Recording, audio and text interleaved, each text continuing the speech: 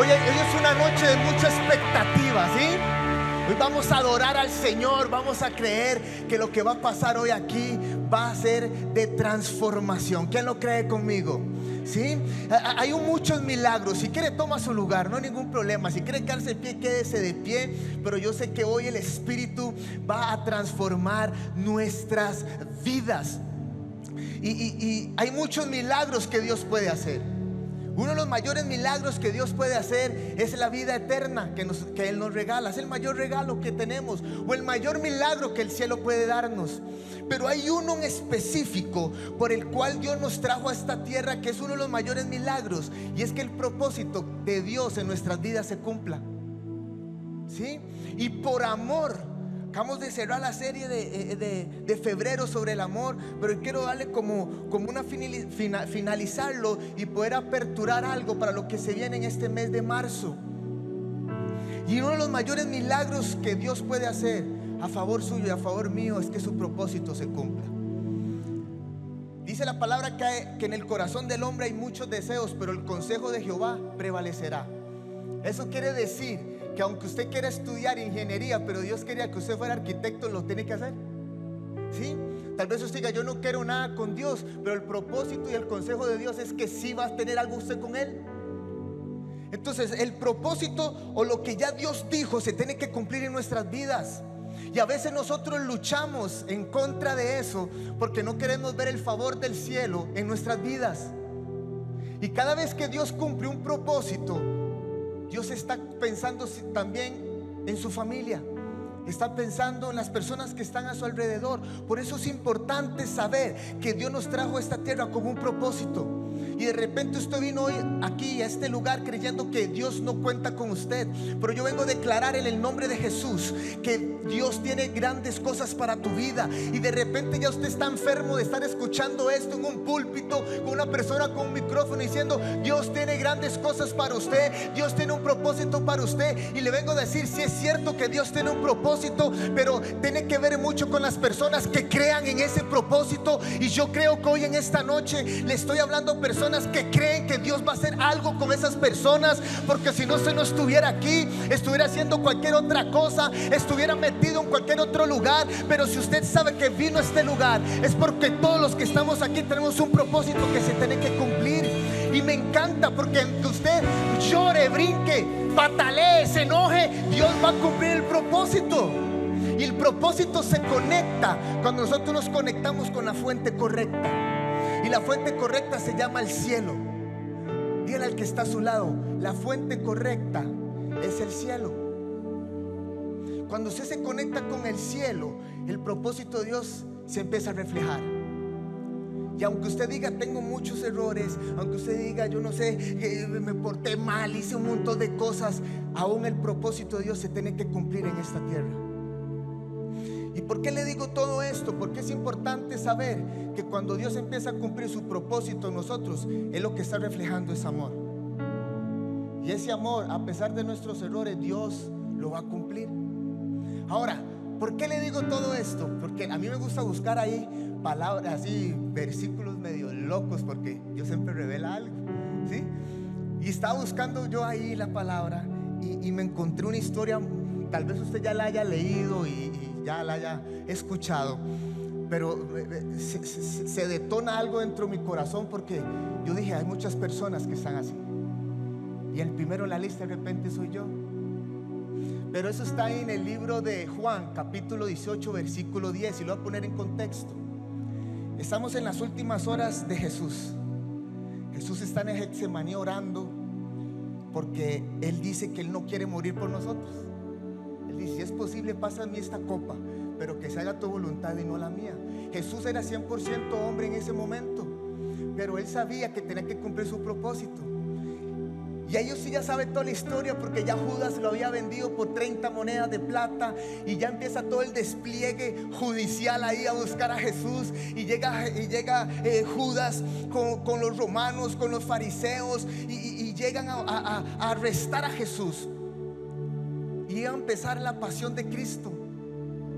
y él iba a ser latigado, iba a ser crucificado. Pero en ese momento dice la palabra ahí en Juan 18:10, dice: entonces Simón Pedro, que tenía una espada, la desenvainó. Diga conmigo, la desenvainó. ¿Qué desenvainar? O sea, la sacó del forro que tenía los cuchillos. ¿A quién ha visto al abuelo con un machete? Eso es desenvainar. Y dice ahí: e hirió el siervo del sumo sacerdote y le cortó la oreja derecha. Presta atención. Llegan a arrestar a Jesús y dice que los primeros que están en la fila es uno de los siervos del sumo sacerdote. Y dice que cuando llegan a arrestar a Jesús, Pedro, diga conmigo bien fuerte, Pedro, el discípulo de Jesús, ¿qué sacó? Un cuchillo. ¿Y qué hizo? Le cortó la oreja. Mentiras, que iba para la oreja, iba para el cuello. Lo que pasa es que de ahí el siervo del sumo sacerdote apenas se movió, pero él iba a desgollar. Pedro, el discípulo de Jesús. Vuelve a ver que está a su lado, dígale: Pedro, el discípulo de Jesús. O sea, aquel hombre, ¿verdad?, que estaba en el fuego, tenía un cuchillo, tenía un arma blanca y le iba a matar. Pero dice que cuando él suelta, le corta la oreja. ¿A quién? Al siervo del sumo sacerdote. Tal vez usted dirá: ¿qué tiene que ver eso? Tiene que ver mucho, porque cuando usted empieza a estudiar esto, la oreja derecha que Pedro le cortó al siervo del sumo sacerdote era de mucho propósito. Y si esa oreja no estaba, el propósito de él no se iba a cumplir. Entonces, ponga atención aquí. Tal vez a usted no le han cortado una oreja, pero tal vez un parte de su propósito hoy esté cortado. Entonces, escucha esto. Dice que cuando Pedro le suelta el cuchillazo, le corta la oreja, dice que Jesús, ahorita lo vamos a leer, Jesús toma la oreja de aquel siervo y ¿qué hace? Se la volvió a pegar con poxipol, se la pegó. Entonces, escucha esto. Cuando empezamos a estudiar, eso es muy importante, porque lo voy a poner en contexto, ¿sí? Porque tiene que ver mucho la bendita oreja.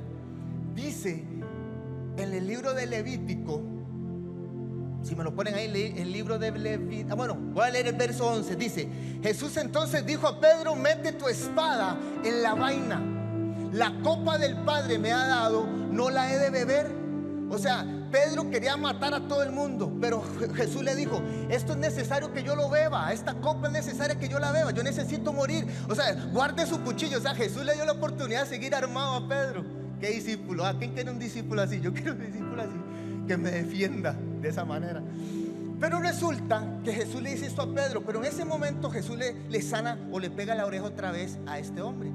Pero mire esto que es interesante, porque en el libro de Levítico capítulo 8 versículo 23 dice esto: y Moisés lo mató.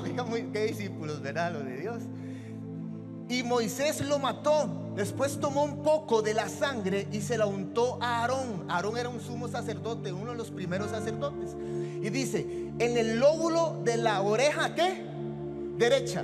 En el pulgar de la mano derecha. Y que dice también: y en el dedo gordo de su pie derecho. Eso era un ritual que se hacía para poder santificar a los sacerdotes.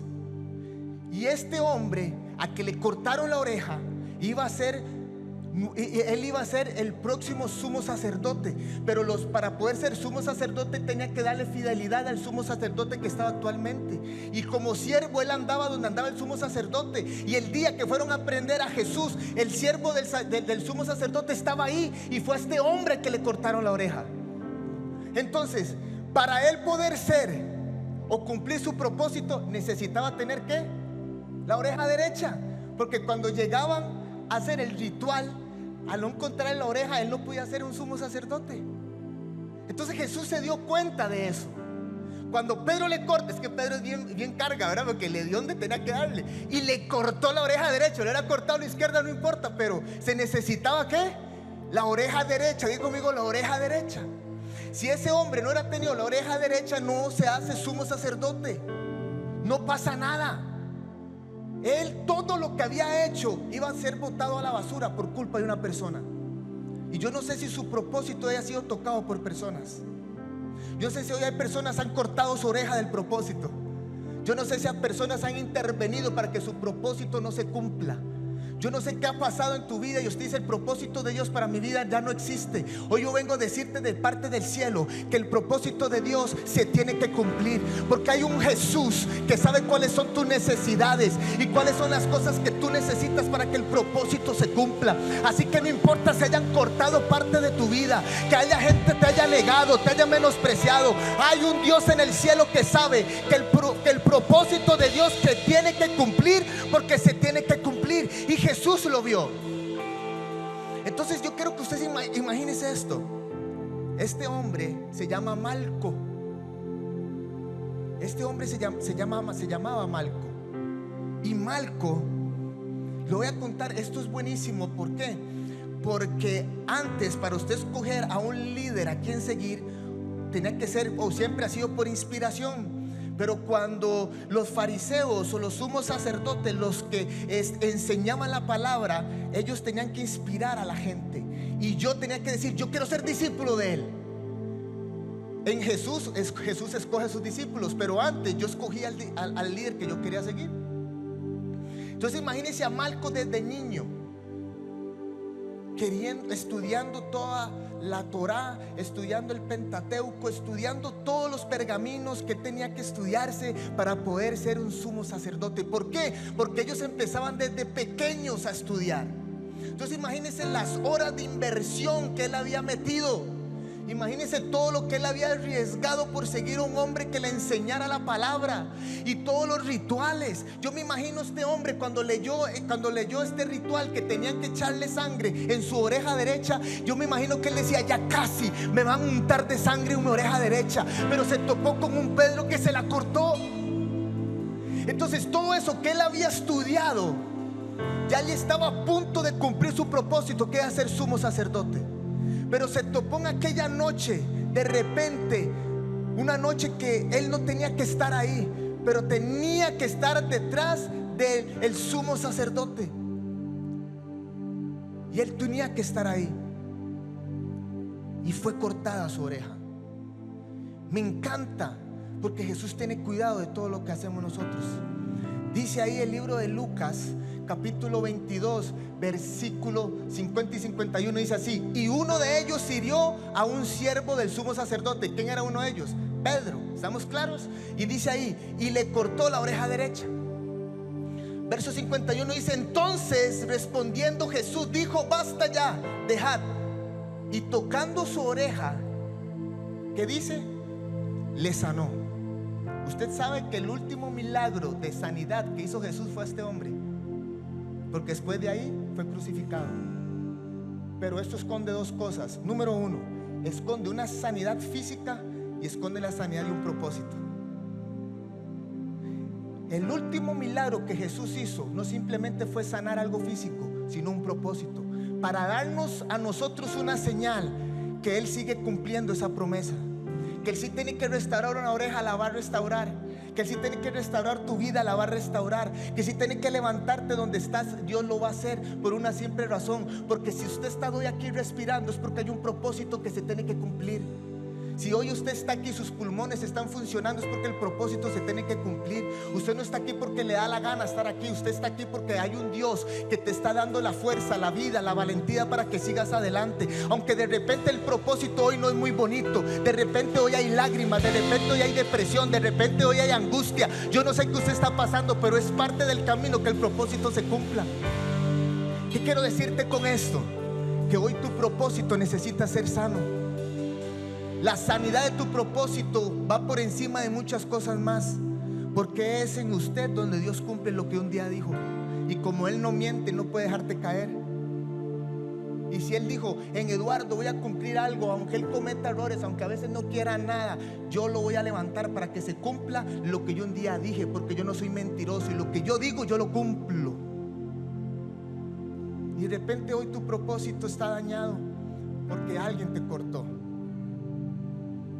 De repente usted no quiere nada porque dice: he pasado por muchas cosas y ya no quiero absolutamente nada. De repente hoy tu propósito está siendo tocado por una enfermedad, por la depresión, por el deséxito de algo, la desilusión, porque le he metido tanto tiempo a esto.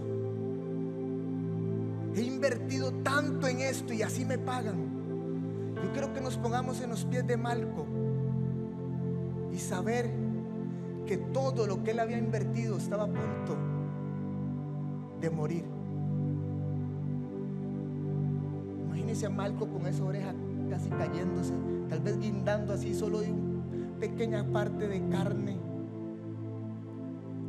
Pero cuando entre más nosotros nos menospreciamos, más Jesús nos aprecia. Porque de repente él dijo, ya todo acabó aquí. Pero Jesús sabía que él tenía que pegarle esa oreja para que el propósito se cumpliera. Ahora escuche esto. Jesús no tiene enemigos. O Jesús no tiene un enemigo personal, pero sí tiene muchos enemigos. Y en esos entonces, esta gente, los fariseos, eran enemigos de Jesús. Ellos fueron uno de los mayores precursores a que Jesús muriera. Y cuando ellos se dieron cuenta que Jesús estaba ahí, fueron a apresarlo. Aún así Jesús sanó a un enemigo de él. La Biblia no narra ni dice que él se convirtió a Jesús, o que se hizo discípulo de Jesús, ni que empezó a creer en Jesús. No dice nada de eso. De repente se le curó la oreja y siguió en el camino del propósito que él quería hacer. Pero ¿qué quiero decirle con esto? Aún con tus errores, aún cuando usted se haya enojado tanto con Dios, aún Dios tiene que hacer que se cumpla su propósito. Y él, sabiendo que él era una persona que lo estaba persiguiendo a él, lo pudo sanar. Quiero hacer una pregunta hoy.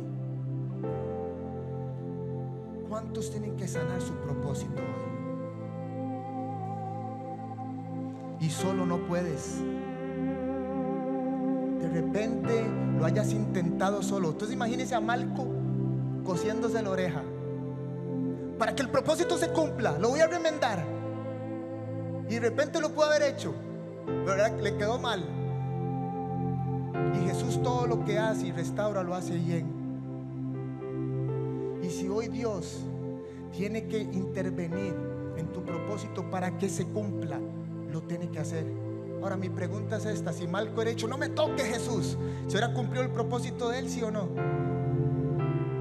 Entonces, si Malco no lo hizo, ¿por qué lo vamos a hacer nosotros? ¿Por qué le vamos a pedir a un Jesús que nos sane, que nos pegue esa oreja de propósito? ¿Por qué lo vamos a hacer?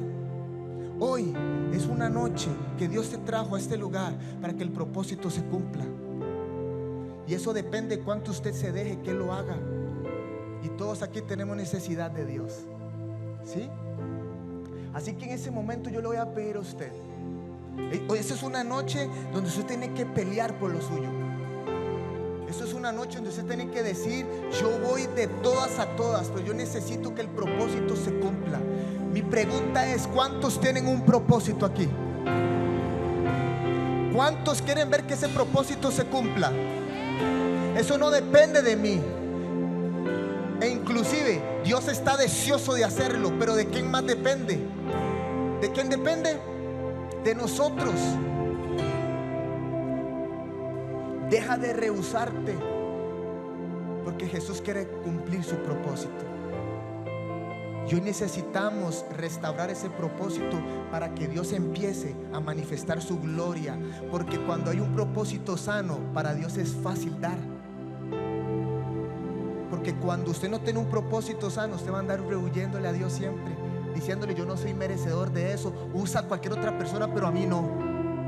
Pero cuando usted tiene el propósito sano del por qué está aquí, del por qué de repente usted se vino de otro lugar, del por qué usted está aquí hoy, del por qué estoy trabajando ahí, yo no entendí que fue ese embarazo no deseado, ¿qué pasó? Yo no entiendo. Aún detrás de eso Dios está ahí. Y hoy, y sabes algo, el propósito se sana en el corazón. Cuando usted acepta la voluntad de Dios. Y me encanta porque ahí Jesús le dijo a Pedro, esconde esa arma, porque es necesario que yo beba esa copa. Él sabía por qué vino. Él tenía un propósito sano.